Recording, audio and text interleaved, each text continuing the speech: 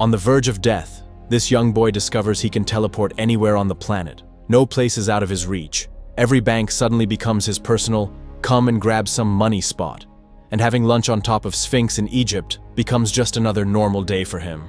The story begins with a high schooler, David, who has a huge crush on Millie, but she just considers him a friend. One day, David gifts Millie a snow globe, desperately trying to flirt with her. But he gets approached by his high school bully, Mark, who takes the globe from Millie and throws it onto the frozen lake.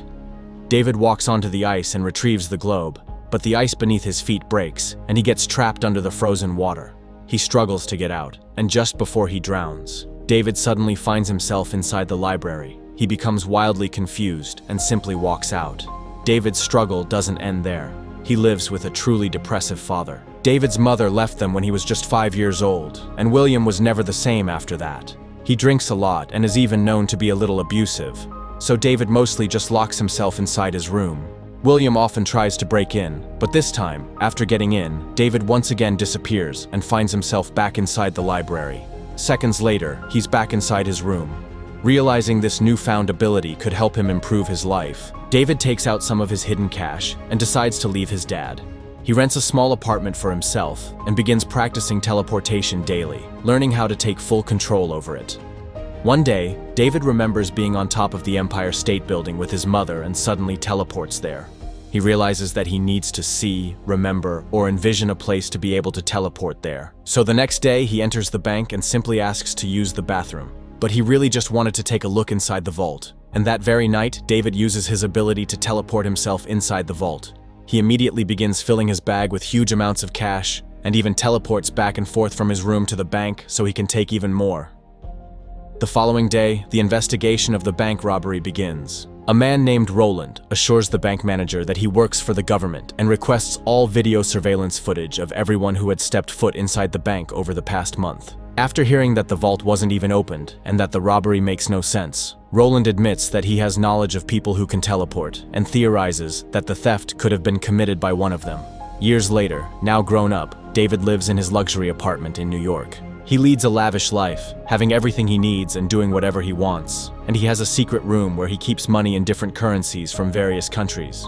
David then jumps to a bar in London, where he spots a beautiful girl. He teleports to her without caution and gets spotted by another person who clearly saw him teleporting. David uses his charm to lure the girl to his bed, but he doesn't settle. The very next day, he goes surfing in Fiji, then later has lunch in Egypt on top of a sphinx's head. Somewhere else in a tropical jungle, another jumper teleports, trying to escape, but gets tangled in electrified wires that prevent him from using his power. Roland approaches him, telling him he is an abomination as he stabs him with a knife, killing him on the spot. Suddenly, Roland's phone rings, and the caller informs him that they have a lead on the bank robbery from years ago. Sometime later, as David returns to his apartment, he is awaited by Roland. Roland tells him that he's been looking for him for the past 8 years, asking how one robs a bank without opening any doors. Once David asks him to leave, Roland takes out a baton and electrocutes him. He tries teleporting away, but struggles to get farther than a few meters. Roland then shoots a cable, attaching his baton to David's leg, and nails it into the floor. David desperately tries to escape, teleporting into his secret room, but the cable, even though now cut by the wall, reveals his location. As Roland continues the pursuit, David quickly grabs several bags of money and teleports back to his childhood room. His father hears him and rushes up the stairs. William begs David not to leave him again, admitting that his disappearing act seems impossible and that he thinks he's going crazy. But David simply reassures him that he's not crazy and then teleports away just as quickly. The following day, David looks for Millie and discovers she's working at a local bar. He also runs into his old school bully Mark, and the two begin fighting. David ends up teleporting Mark into a bank vault and leaving him there. He then quickly returns to Millie, and the two catch up. David tells Millie that he's now into a banking profession. Millie admits she's still dreaming of traveling the world, so David offers her a trip to Rome with him. She thinks for a moment, but eventually tells him that she'd love to go with him. But somewhere in the crowd, the guy from before, Griffin, who saw David teleport, is watching him closely. Hours later, David and Millie have arrived in Rome. At the same time, Roland, who is pretending to be an FBI agent, questions Mark about how he ended up inside the vault. He eventually learns about David and his trip to Rome with Millie. Meanwhile, David and Millie catch up about each other's lives, and things quickly turn romantic. Later that day, David sneaks Millie into the Coliseum, and they explore around, carefully avoiding the guards. David then separates from Millie to open some locked doors and runs into Griffin. Griffin reveals that he is also a person who can teleport, referring to himself and others like him as jumpers. He scolds David for his carefree lifestyle and warns him that a group of people called the Paladins is determined to kill all jumpers on the planet. In the middle of his explanation, a pair of Paladins approach them, taking out their batons, and a fight quickly breaks out. David tries to run away but gets snagged by an electrified cable, which immediately disables his ability to teleport. But Griffin, being a bit more experienced in this, continues fighting both Paladins and overpowers them with ease. He then brags to David that he's been killing Paladins for a long time, and then teleports away to his secret lair. David sees a glimpse of residue, called a jump scar from Griffin's jump, and follows him. But Griffin tells him he can't be here and to leave immediately. David then returns to Millie and begins taking her out of the Coliseum. But Millie demands an explanation for what is happening. Before he can even say a word, the police arrive and arrest David for breaking into the Coliseum. At the police station, David tries to explain that he's just a tourist who broke some rules and that he is sorry for it. The officers then leave David, telling him to wait for the magistrate from the US Embassy. A woman enters, and it turns out to be his mother, Mary. She warns David that he only has 30 seconds before more Paladins arrive and hands him a key to his handcuffs. He then reunites with Millie, and the two head for the airport. There, David tells her that they have to separate. She's a bit disappointed but proceeds to her flight alone. At the same time, Roland is questioning David's father, asking about David's whereabouts. But William tells him he hasn't seen David for 8 years. He then asks Roland to leave, but Roland refuses to go without some answers. Meanwhile, David goes back to Griffin's lair and asks him why the Paladins are trying to kill them. Griffin explains that the war between jumpers and Paladins has been going on for centuries. He says that the Paladins are religious fanatics who believe that the power to teleport should only belong to a god. He explains that the Paladins won't hesitate to kill anyone just to get to David. Realizing that his father and Millie could now be in trouble, David quickly teleports back home, only to find his father unconscious on the floor. He teleports him to a hospital, where medical personnel rush to help William. Filled with rage, David returns to Griffin's hideout, demanding more information about Roland, as he intends to kill him. But Griffin advises him not to engage with Roland, as he's been tracking him for more than 10 years, and with each encounter, Griffin only comes out with more scars. David suggests the two of them work together to bring Roland down, but Griffin refuses. Griffin then teleports to China, but David grabs his jump scar, following his path, still trying to convince Griffin to let him help. Griffin finally agrees when David tells him that he knows where Roland could potentially show up next, involving Millie. The duo decides to split up.